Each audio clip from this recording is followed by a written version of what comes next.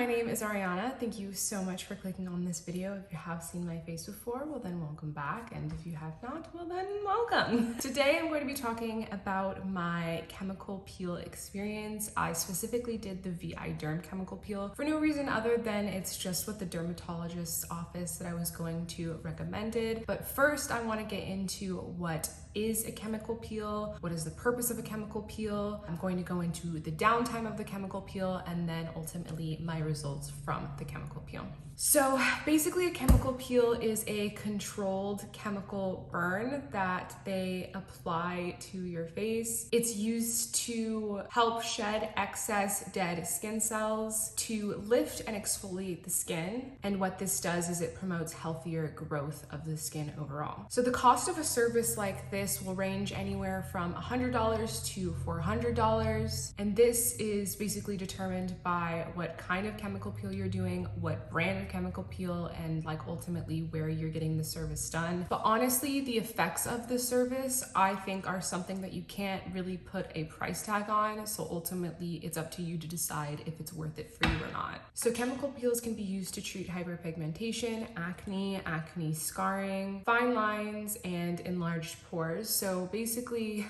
roughly any type of skin condition that you're looking to treat, a chemical peel is basically an all-in-one solution for it. When beginning chemical peels, it's recommended to start with a lesser strength and build up your skin's resistance over time. So what they're going to recommend is that you go through a cycle of chemical peels, starting with one and then each time increasing the strength of the chemical peel. And what this does is it helps to penetrate deeper into your skin and shed the excess skin that is usually affected by the acne, fine lines, hyperpigmentation, acne scarring, and what have you.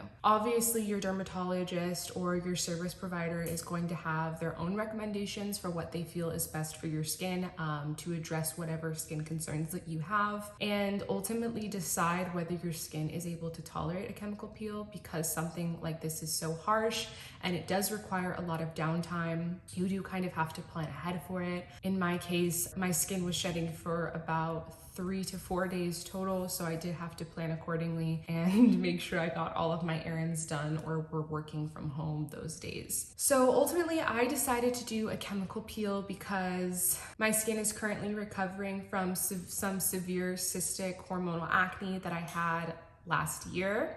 And it left me with a lot of indented ice pick and box scars, as well as a lot of hyperpigmentation. So I just felt like a chemical peel was the proper next step to take in order to lessen some of the effects of those scars. I'm very pleased with my results. I do feel like it smoothed the texture of my skin out a lot. The office that I went to specifically recommended the VI peel, and I'm assuming it's just because it's the one that they work with the most, but I also was reading up on this peel specifically, and it is #1 recommended in the entire US. We started with the most basic chemical peel for my skin because my skin is very sensitive, and they just wanted to kind of test my tolerance and build up from there. And I'm personally going to go through about 5 or 6 cycles of the chemical peels to achieve the results that I'm looking for. And you can see in my before pictures, there's a lot of hyperpigmentation. If you zoom in on my cheeks, you can see some indented scarring. And of course that's still there, but it is much lesser than the original picture. So the process with the chemical peel itself is pretty simple. She basically just cleansed my skin, and then she applied the chemical peel to my skin,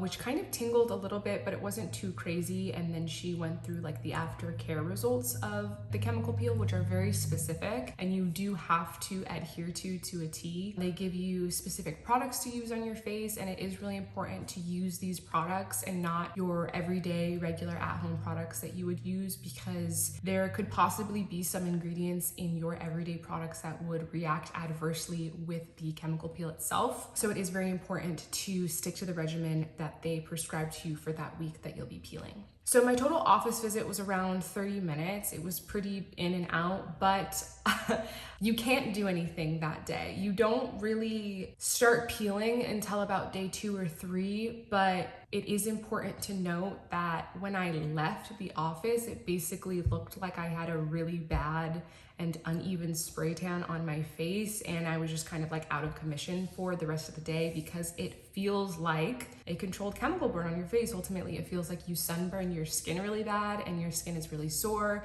and it's just a little bit tight. It's a little bit discolored as well.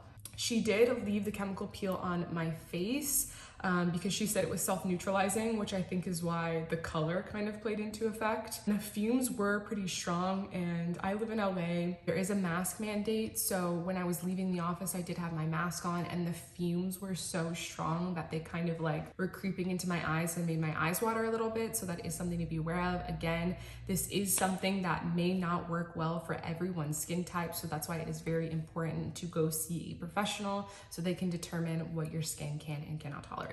So the first 2 days, like I said, it kind of just felt like I had a sunburn. My skin was really tight and I could see where the dead skin layer was forming, but there was no real peeling until I want to say about day 3. They did warn, do not pick at your skin. I know it's gonna be so tempting, but don't do it. Something that I did was if the pieces of skin that were peeling off were too long, I would take sanitary scissors that I used to like trim my eyebrows, and I would just like trim around to prevent me from wanting to peel it. And then I would just wash my face like normal with the products that they gave me, and I would apply the hydrocortisone cream. I think that's what it was called. It was some post-chemical peel recovery cream that they gave me afterwards. And then of course sunscreen every single day. Sunscreen is very important. Do not use a chemical sunscreen. Please use a mineral sunscreen, because again, the chemicals could react adversely with the peel. This chemical peel will test your patience, it will test your self-control, so I promise you, you will come out of it a better person with fresher skin and possibly a fresher mind. I don't know. The whole peeling process lasted about 4 days, with the most peeling happening in the second and third day. The provider who applied the peel did warn me that if you do have any underlying congestion in your skin, it's gonna go through a purging process. It's basically pushing everything to the surface, which definitely happened to me, which is why I got these, because it was just like tiny little pimples that came to the surface. But I have an issue with self-control, especially when it pertains to picking at my skin. So I did do that, and because your skin is so super sensitive during this time, it did result in darker and larger post-acne marks. It is healing a lot quicker than they usually do, which I'm happy about. Obviously, I couldn't completely cover it here. Also, expect nearly everything that you apply on your face, including the products that they give you post-visit, to irritate your skin. Your skin is so thin and it's so fresh that literally anything and everything you put on your face is going to burn. My toothpaste around my mouth burned. I usually use Vaseline or what's it called? Aquaphor as a substitute for chapstick, and even then the corners of my mouth were still super duper chapped. The recovery cream burned my skin. The sunscreen they gave me burned my skin. And it wasn't like burning, it was just like a tingly, irritated feeling. My provider did warn that if it irritates your skin so badly to the point where it's getting red and severely burning, that you should, contact somebody to make sure you're not having an adverse reaction. They also warned that if you are prone to fever blisters, cold sores, whatever you want to call them, it is potentially possible that they're going to come up during this time, because it triggers your immune system and your immune response. Your skin is peeling so much that it could potentially trigger a fever blister. So they recommended to prescribe me Valtrex, which I didn't end up taking because I didn't end up breaking out. They said it would usually happen the day after.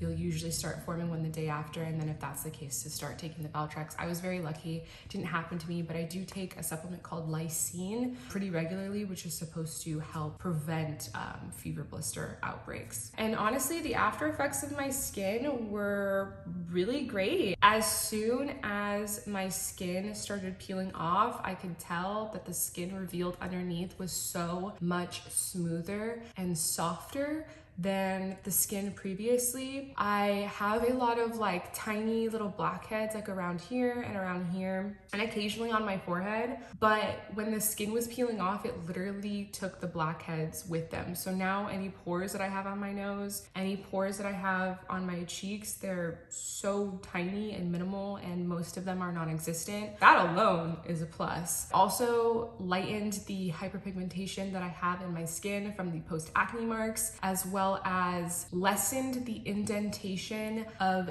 the indented scars that I have, which is ultimately like my larger goal is to make my skin just very even. And I know that's going to happen once I go through more of the cycle of the chemical peels. And ultimately my goal is just to continue the healing process of my skin and update and inform you guys along the way. Thank you so much if you made it to the end of this video. If you happen to try a chemical peel, I would love to hear about your experience. If there are any other treatments or products that I should try out to help with healing my skin, I would love to hear those recommendations as well. Hope you guys have a great rest of your day, and I hope to see you next time.